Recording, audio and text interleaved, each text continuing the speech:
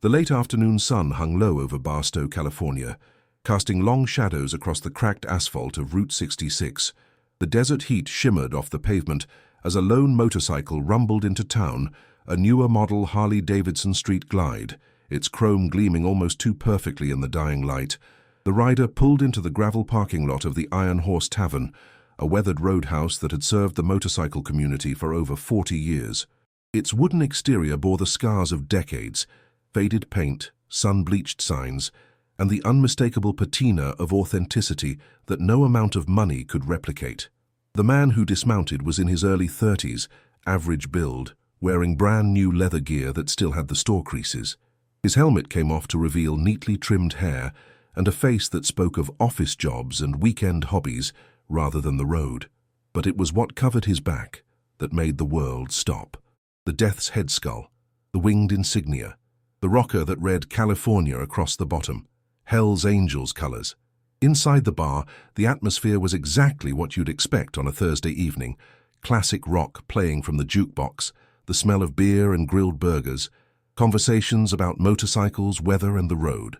About 20 people occupied the space, most of them riders who'd stopped in on their way through the desert. Marcus Wrench Thompson sat at the bar nursing his second beer.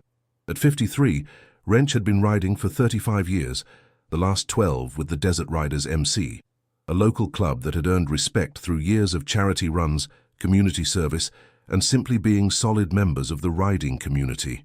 His weathered face, graying beard, and the genuine wear on his leather vest told stories his mouth didn't need to. The door opened, and the stranger walked in. The change in atmosphere was instantaneous but subtle, like the moment before a thunderstorm, when the air pressure drops and every animal knows something's coming. Conversations didn't stop, but they quieted. Eyes didn't stare, but they tracked. The stranger approached the bar with a confidence that felt more like ignorance. "Beer, whatever's cold," he said to Jenny, the bartender who'd worked the Iron Horse for 23 years. Jenny's eyes had already seen what everyone else had seen. She poured the beer without a word, her expression carefully neutral. Wrench took a slow sip of his drink, his eyes meeting Jenny's for just a fraction of a second. In that glance, an entire conversation happened, the kind that only comes from years of being part of the same community. "Passing through?" Wrench asked casually, not looking directly at the stranger. "Yeah, heading up to Vegas. Thought I'd stop and grab a drink." The man's voice carried that particular kind of enthusiasm that marked him as someone who didn't understand where he was or what he was doing. "Nice bike," Wrench continued, his tone still conversational. "Street Glide? What year?" 2024. "Just picked it up 3 months ago." There was pride in his voice, the pride of ownership, but not the deeper pride that comes from the relationship between a rider and a machine that's carried them through storms, breakdowns, and thousands of miles of asphalt. Wrench nodded slowly. "First bike?" "Second. Had a Sportster before, but wanted something with more power for long rides." Around the bar, other riders were having their own quiet realizations. Tommy Slider Martinez, a 60-year-old veteran who'd been riding since Vietnam, set his beer down with careful precision. Sarah Chains Rodriguez, one of the toughest riders in the desert and the road captain for a local women's MC, caught Wrench's eye from across the room. The stranger seemed oblivious to the shift in energy. He drank his beer, checked his phone, and seemed to be mentally planning his next destination. "That's quite a vest you're wearing," came a voice from the corner. It belonged to Dale Ironside Wilson, a former Marine who'd lost his left leg in Fallujah and now rode a custom trike with hand controls. His tone wasn't aggressive, just observant, the way you might comment on unusual weather. The stranger glanced down at his vest, then back up with what might have been pride, or might have been nervousness. "Yeah. Pretty iconic, right?" The silence that followed that statement was profound. Wrench set his beer down and finally turned to fully face the stranger. "Mind if I ask where you're from?" "San Diego." "Well, Mission Viejo originally, but I've been in San Diego for work." "And that vest?" Wrench's voice remained calm, but there was something underneath it now, something that made experienced riders pay attention. "Got it online? There's this website that—" He didn't finish the sentence because Wrench had stood up. Not aggressively, not threateningly. He simply stood, and that action alone was enough to change everything. "What's your name?"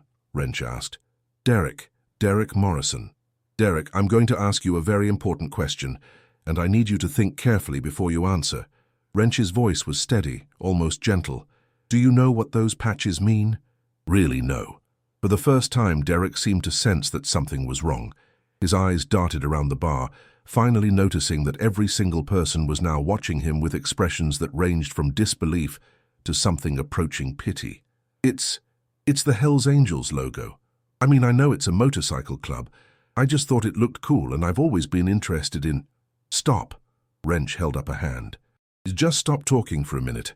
Jenny had already moved to the phone behind the bar. She picked it up and dialed a number she'd had memorized for 15 years, the number you called when something this serious happened in the Barstow riding community.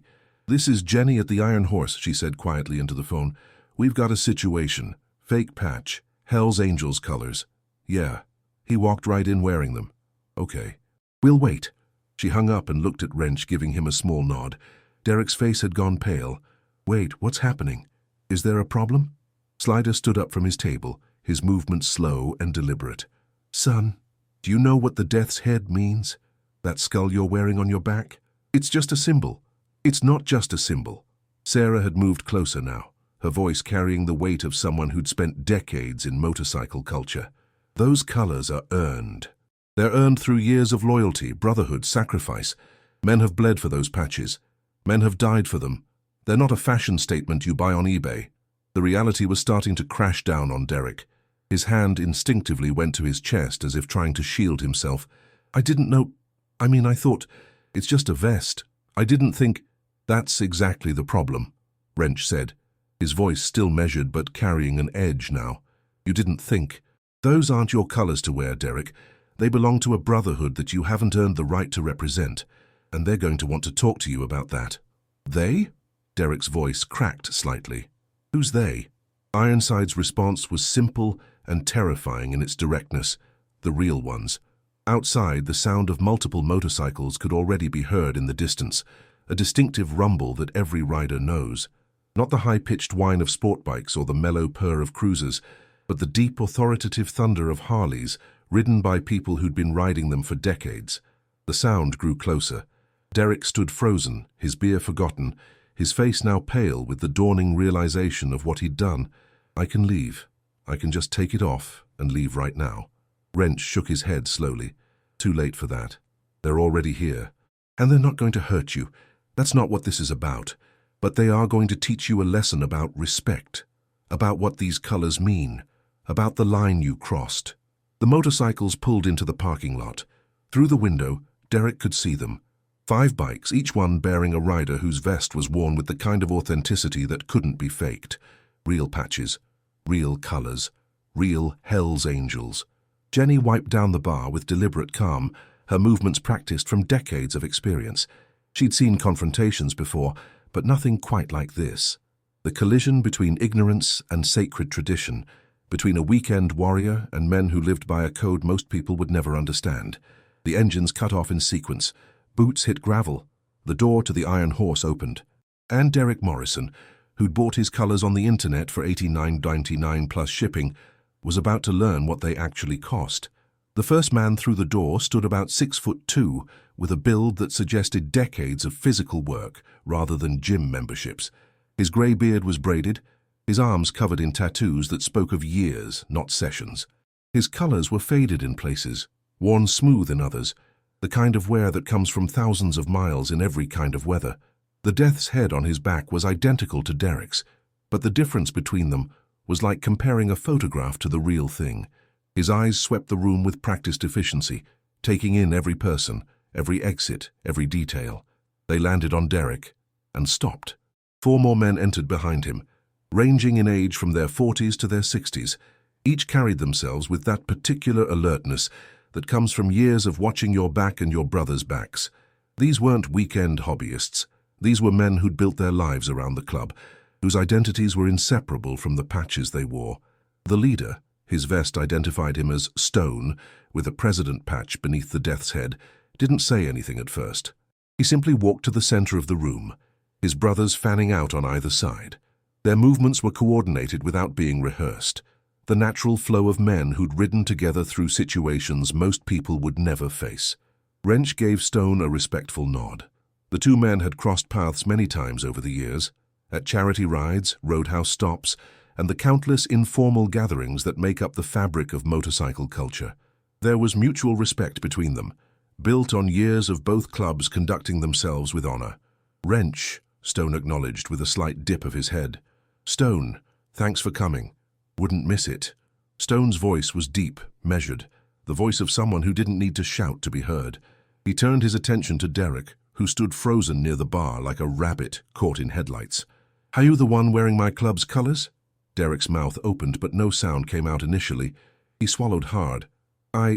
Yes, sir. I mean, turn around."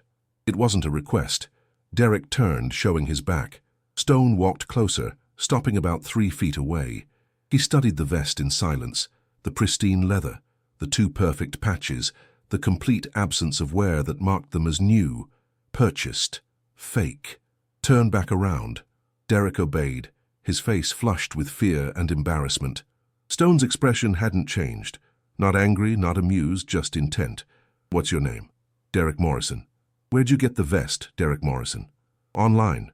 A website that sells motorcycle gear and—" He stopped, realizing how it sounded. "Which chapter you ride with?" Stone's tone remained neutral, but the question hung in the air like a blade. I don't. I'm not a member. I just bought the vest because I thought—" "You thought wrong." One of the other angels spoke up, a man whose patch read Hammer. His voice was harder than Stone's, less patient. "Do you have any idea what you're wearing?" Derek's voice was barely above a whisper. "The Hells Angels patch." "It's not a patch," Stone corrected. "They're colors, and they're not yours." The silence that followed was absolute. Even the jukebox seemed to have gone quiet, though it was still playing. Every person in the Iron Horse watched, not with the anticipation of violence, but with the solemnity of witnesses to something significant. Stone pulled out a chair from a nearby table and sat down, his movements deliberate. He gestured to another chair. "Sit." Derek sat, his hands trembling slightly as he placed them on his knees. "I'm going to tell you a story," Stone began, his voice taking on a different quality. Not threatening, but weighted with history. "In 1977, a brother of mine named Michael Tiny Jones earned his full patch. He'd been a prospect for 2 years. 2 years of proving himself, of being there when brothers needed him, of showing that he understood what this club meant.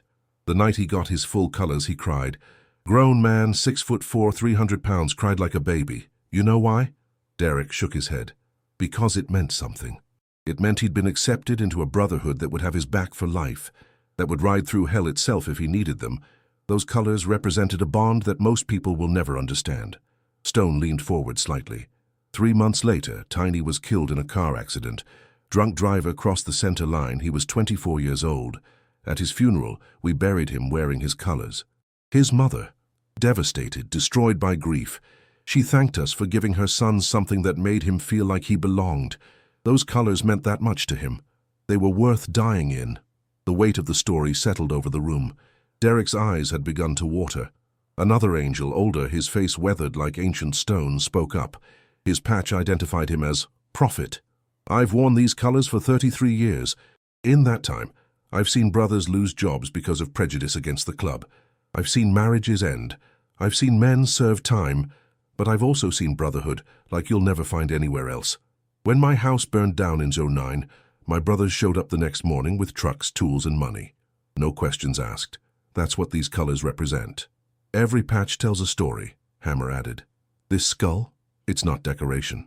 It's a reminder that we live by a code, that we understand mortality, that we're bound together by something deeper than just riding motorcycles together on weekends."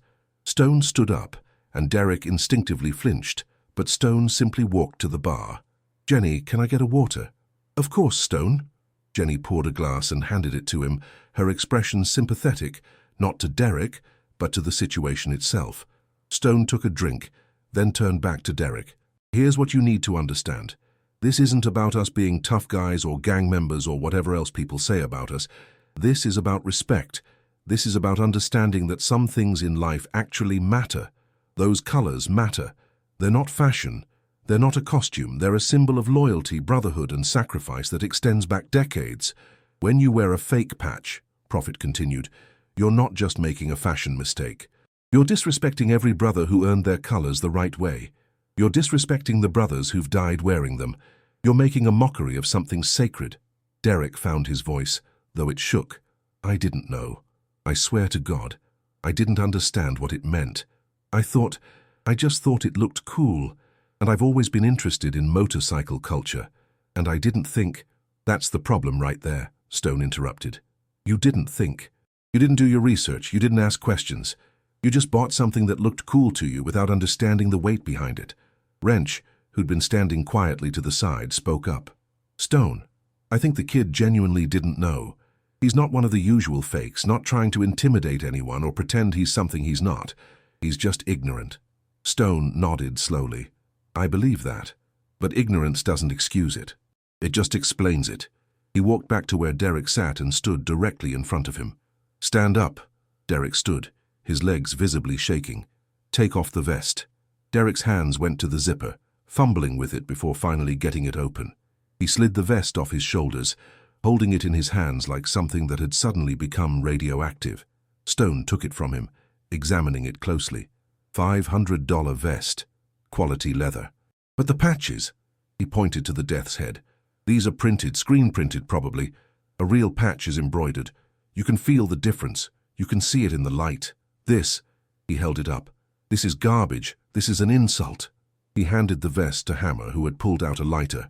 "Wait," Derek started, but Stone held up a hand. "This vest doesn't leave here. Those fake colors don't ride another mile." "What happens to you, though, that's still being decided." The room had become impossibly tense. Every person present understood the gravity of what was happening. In motorcycle culture, particularly in clubs like the Hells Angels, the patches were everything. They were identity, history, honor, and blood, all woven together into a symbol that couldn't be purchased. Stone turned to his brothers. "Take it outside." Hammer and another angel, Reaper according to his patch, took the vest outside. Through the window, everyone could see them place it on the gravel of the parking lot. Hammer's lighter flicked to life, and within seconds, the fake vest was burning, the flames consuming the printed patches and the store-bought leather. Derek watched, his face a mix of emotions: relief that it wasn't him burning, shame at what he'd done, fear of what might still happen. Inside, Stone hadn't moved. He stood watching the flames through the window, his expression unreadable. When the vest was nothing but ash and twisted zipper metal, he turned back to Derek. "Now," he said quietly, "we talk about what happens next." Stone gestured for Derek to sit back down. The younger man obeyed, his movements jerky with nerves. The smell of burned leather drifted in through the door as Hammer and Reaper returned, their faces impassive. "Do you ride with any club?" Stone asked, returning to his chair. "No, I'm not. I don't belong to anything. I just ride alone, sometimes with a friend from work who also has a bike." Prophet, who'd remained standing, arms crossed over his chest, spoke up. "You understand what a motorcycle club is? The real purpose?" Derek nodded hesitantly. "It's brotherhood. People who ride together." "It's more than that," Prophet said, his voice carrying the weight of decades. "It's family. It's structure. It's a code that we live by, not just words we say. When you prospect for a club, really prospect, you're proving that you can be trusted with something bigger than yourself." Stone leaned back in his chair. "Let me tell you how someone earns these colors. First, you hang around, might be months, might be a year. You get to know the brothers and they get to know you. You show up at events, help out, demonstrate that you're serious. If the club thinks you're worth it, you become a prospect. Being a prospect," Hammer continued, taking a seat at the table, "is like being tested every single day. You do whatever needs doing. Set up for events, guard the bikes, run errands, prove your loyalty. You don't wear the full patch yet. You wear a prospect patch, showing you're earning your way in." "How long were you a prospect?" Derek asked quietly, looking at Stone. 14 months. Every brother here has a different story, but we all went through it. Reaper was a prospect for almost 2 years. Prophet did 18 months. There's no shortcut. You earn it, or you don't get it. Reaper, who hadn't spoken yet, pulled out a chair and sat down. His voice was rougher than the others, with the rasp of someone who'd lived hard. "I almost didn't make it. 10 months in, I had a chance to get a promotion at my job, but it meant missing a mandatory club event. I chose the job. The brothers sat me down and told me if the club wasn't my priority, I didn't belong there. I quit the job the next day." "Did you regret it?" Derek asked. Every time I look at my colors, I know I made the right choice. That job would have given me money. The club gave me purpose, brothers who'd die for me, a family that doesn't abandon you when things get hard.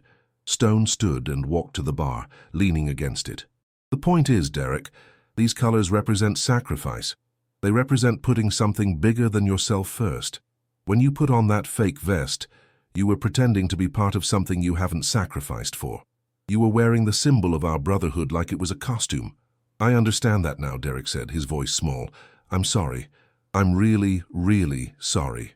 Sorry's a start, Prophet said, but it's not enough. You need to understand why it matters.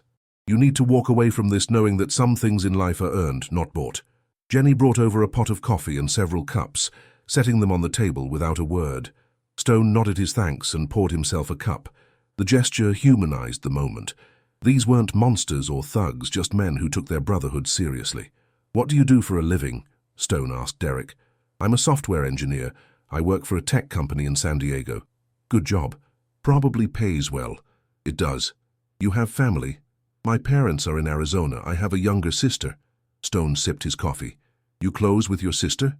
Derek seemed confused by the question, but answered. Yeah, pretty close. We talk every couple of weeks. Would you let someone disrespect her, make fun of her, treat her like she didn't matter? Of course not. That's what you did to us. To every brother who's worn these colors legitimately. You disrespected our family. Our sister. Our brotherhood. Stone's voice remained calm, but the words hit like hammer blows. The difference is, you didn't know she existed, but that doesn't make the disrespect any less real. Hammer poured himself coffee as well. In the old days, what you did would have gotten you hospitalized. I'm not proud of that, but it's the truth. Someone wearing fake colors would have been beaten, their bike destroyed, and they'd have been run out of town. The club's gotten older, wiser. We understand that violence doesn't teach the lesson as well as understanding does. But make no mistake, Reaper added, his voice cold. If we thought you were trying to intimidate people, pretend to be one of us for criminal purposes, or deliberately disrespect the club, you wouldn't be sitting here having coffee. This conversation exists because we believe you're just stupid, not malicious. The word stupid stung Derek visibly, but he didn't argue. He couldn't. Prophet walked to the window, looking out at the ashes of the burned vest. You know what happens if we see you wearing fake colors again, or if we hear about you selling them, giving them to someone else, or disrespecting this club in any way. Derek shook his head. Then you get a different kind of visit, one where we're not nearly as understanding. The motorcycle community talks, word spreads. You'll be known as the guy who disrespected the angels. That's a reputation that follows you. Stone set down his coffee cup. But we're also going to give you a chance to learn something real, to understand what motorcycle culture actually is, beyond what you can buy on the internet. He reached into his vest and pulled out a card. This is contact information for a local riding club, the Desert Riders. Wrench here is a member. They're good people. They do charity rides, community events.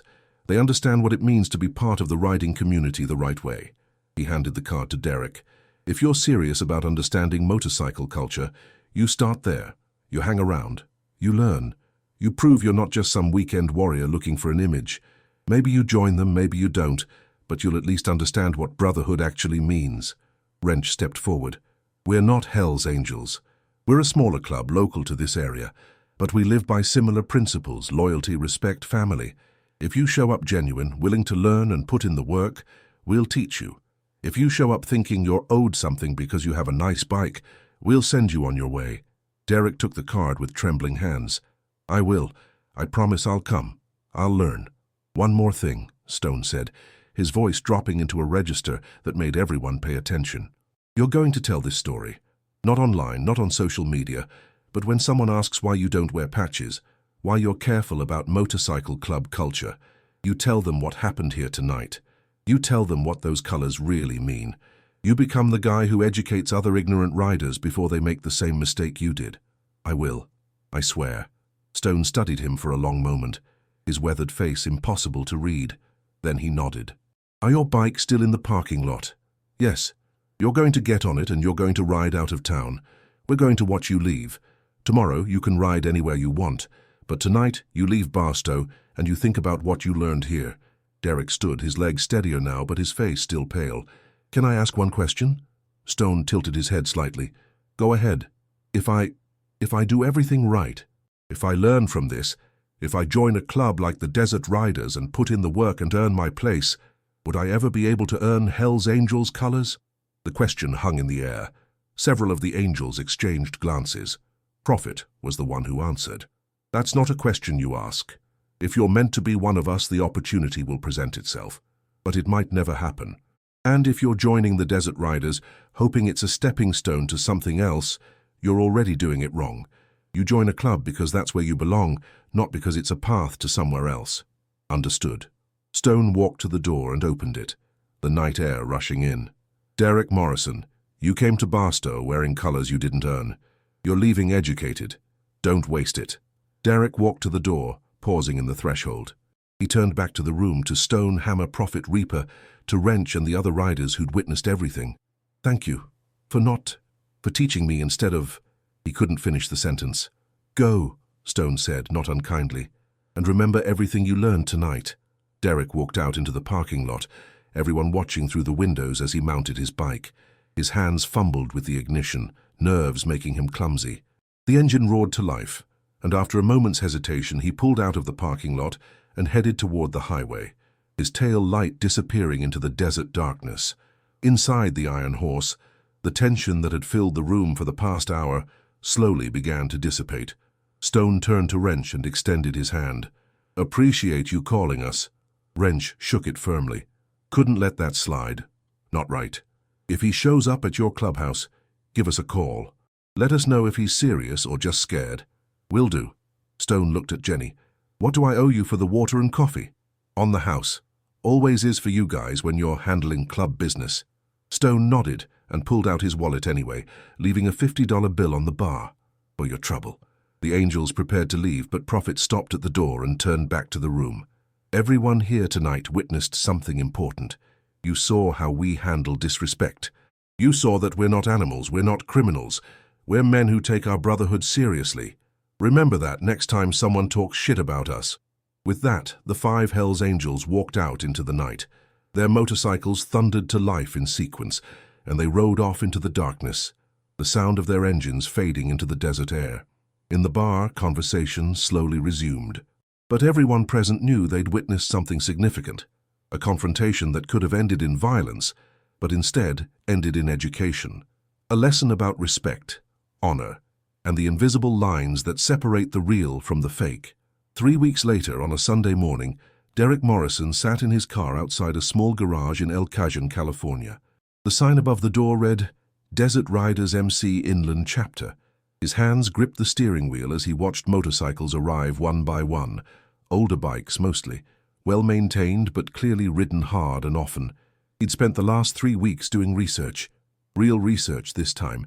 He'd read about the history of motorcycle clubs, the distinction between one-percenters and regular clubs, the protocols and respect that governed the culture. He'd watched his new bike sit unused in his garage, afraid to ride it after what had happened in Barstow, but today he was here, following through on the promise he'd made to Stone and to himself. A familiar figure climbed off a Road King, Wrench, still wearing the same Desert Rider's vest, the patches worn and authentic in a way Derek now understood. Wrench spotted Derek's car and walked over, leaning down to look through the passenger window. "Are you coming in or just watching?" Wrench asked, his tone neutral. Derek took a breath and got out of the car. I don't know what I'm doing here, honestly. You're here because you want to learn. That's a start." Wrench gestured toward the garage. "Come on. We're just having coffee and planning a charity run for next month, nothing formal." Inside, about 15 people milled around, men and women of various ages, all wearing Desert Riders patches. The garage itself was well organized, with tools hung neatly on walls, several bikes in various states of maintenance, and a coffee maker that looked like it had served thousands of cups. Conversations quieted when Derek entered, not hostile, but curious. Word had spread about Barstow, it always did in the motorcycle community. "Everyone," Wrench announced. "This is Derek Morrison. Some of you might have heard about him. He's here to learn, so let's show him what a real club looks like." A woman in her 40s with short grey hair and a warm smile extended her hand. "Sarah Rodriguez, road captain for this chapter. Friends call me Chains." Derek recognized her from the Iron Horse that night. "I remember you. Good memory. Coffee? Thank you." Over the next hour, Derek sat and listened. He listened to them plan a toy drive for Christmas, a fundraiser for a brother who'd been injured in an accident, a maintenance workshop they'd host for new riders. He heard them talk about their families, their jobs, their lives. They were nurses and construction workers, teachers and mechanics, veterans and small business owners. They were normal people who'd found something extraordinary in their brotherhood. An older man with a thick beard and kind eyes sat down next to Derek. His patch identified him as Moose, the chapter president. "Wrench tells me you want to learn the right way." "Yes, sir, I do." "First thing, don't call me sir. I work for a living." Moose smiled, taking the edge off the words. "Second thing, why? Why do you want to be part of this culture?" Derek had thought about this question for 3 weeks. "I've been riding for 2 years, and I love it. The freedom, the machine, the road. But I ride alone, and there's something missing. When I made the mistake in Barstow, what struck me wasn't just that I was wrong. It was that those men, the angels, they had something I've never had. Purpose, brotherhood, something bigger than themselves." Moose nodded slowly. "That's a good answer. An honest one. You understand that brotherhood has a cost, that it requires sacrifice. I think I'm starting to. You have a job. You have a life. Being part of a club means that life changes. Not completely, but significantly. When a brother needs help, you show up. When the club has an event, you're there. Your priorities shift." "I understand." "Do you?" Moose leaned forward. "Because a lot of guys think they understand until it impacts something they care about. They think brotherhood is just weekend rides and parties. But it's 2 a.m. phone calls when someone's broken down 300 miles away. It's sacrificing vacation days to help a brother move. It's being there when life gets hard, not just when it's fun." Derek met his eyes. "The night in Barstow, one of the angels, Prophet, told a story about choosing the club over a promotion. I've thought about that a lot, about what I'd be willing to give up for something that matters." "What's your answer?" "I don't know yet, but I want to find out." Moose studied him for a long moment, then clapped him on the shoulder. "Honest again. All right, Derek. You want to hang around, see if this is for you? You're welcome to. Come to events, help out, get to know people, no commitment, no pressure. But if you're here to learn and participate, not to watch from the sidelines. I can do that." "And Derek?" Moose's voice took on a firmer tone. "What happened in Barstow?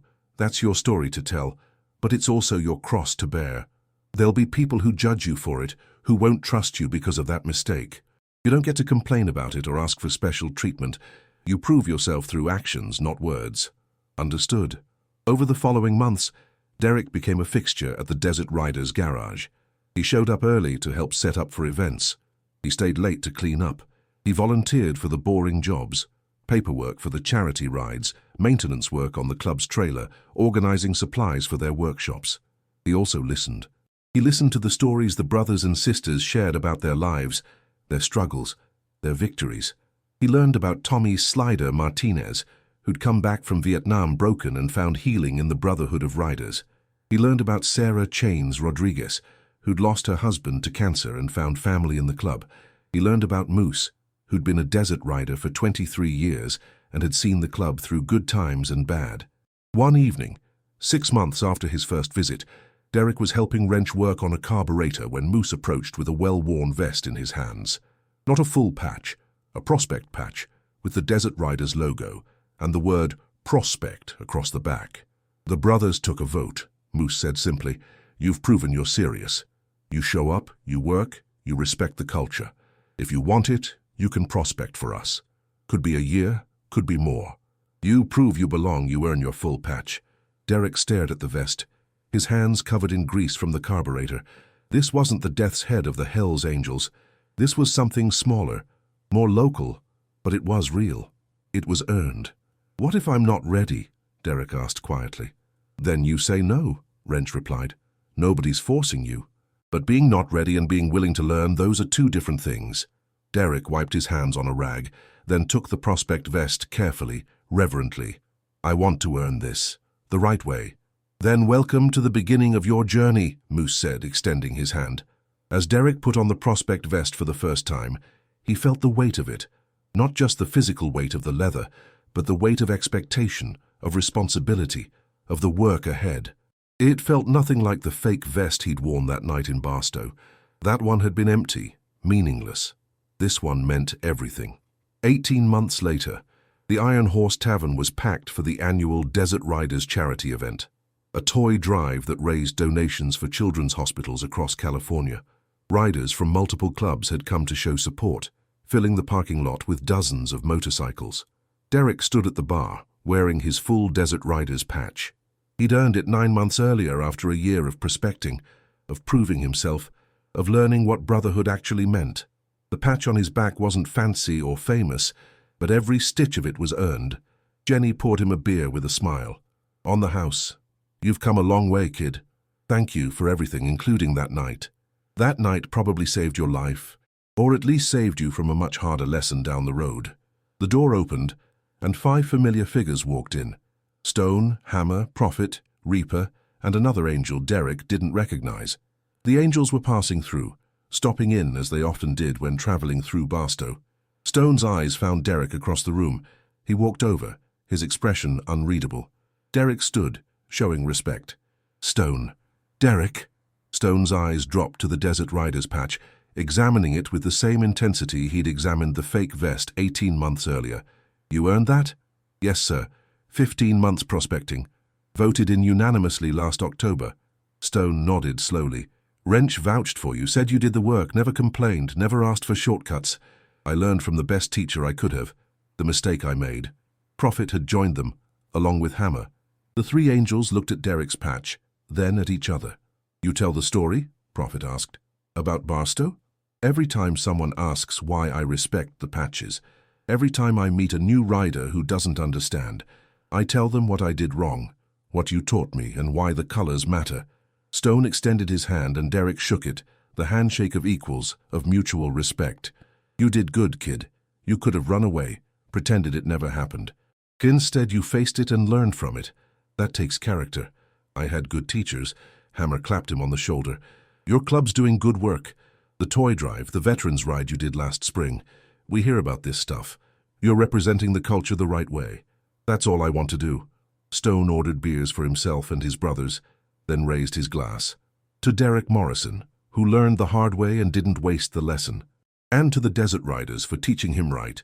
The angels drank, and Derek felt something he'd never felt before. Acceptance. Not into the Hells Angels, but into the broader brotherhood of riders who understood what the patches meant, who lived by codes of honor and respect. Later that night, after the angels had ridden on and the charity event had wrapped up, Derek stood in the parking lot with Wrench and Moose, watching the tail lights disappear into the desert darkness. "You know what the difference is?" Moose asked. "Between you now and you 18 months ago?" Derek thought about it. "Back then, I wanted to look like I belonged to something. Now I actually do." "Close," Wrench said. "Back then, you thought the patch made the man. Now you understand that the man makes the patch." Derek looked down at his vest, at the Desert Riders patch that had cost him 18 months of hard work, sacrifice, missed opportunities, and countless hours proving himself.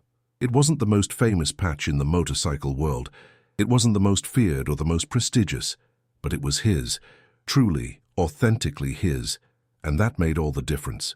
As he rode home that night under the desert stars, Derek Morrison understood something that couldn't be bought online or downloaded from a website. He understood that some things in life, the most important things, had to be earned. That respect was given to those who first gave it. That brotherhood wasn't a costume you could put on, but a bond forged through time, trust, and shared experience. The fake patch he'd worn had burned to ashes in a parking lot, but from those ashes he'd built something real. He'd learned the line you never cross, and he'd learned it from men who lived by codes most people would never understand. He'd learned it from brothers, and now he was one himself.